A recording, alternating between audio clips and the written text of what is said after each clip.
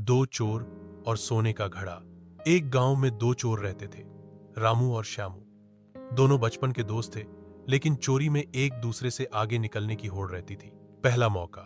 एक दिन उन्हें खबर मिली कि गांव के बाहर जंगल के बीचों बीच एक बूढ़ा साधु रहता है, जिसके पास एक सोने का घड़ा है। दोनों ने प्लान बनाया, रात को साधु सो जाए तो घड़ा चुरा लेंगे। रात आई, चांद बादलों में छुपा था।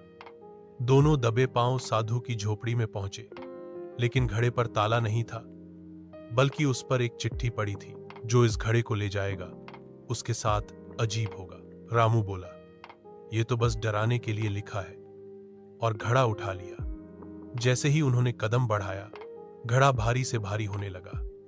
10 कदम बाद इतना भारी कि दोनों जमीन पर गिर पड़े।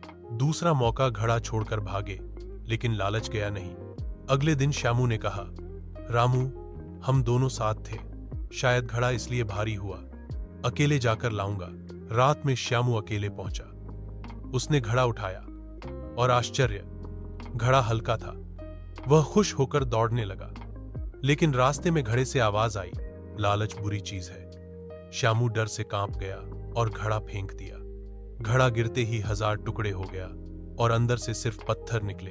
अंत सुबह जब दोनों ने साधु से पूछा, तो वह मुस्कुराए और बोले, सोने का घड़ा असली नहीं था, यह तो लालच की परीक्षा थी।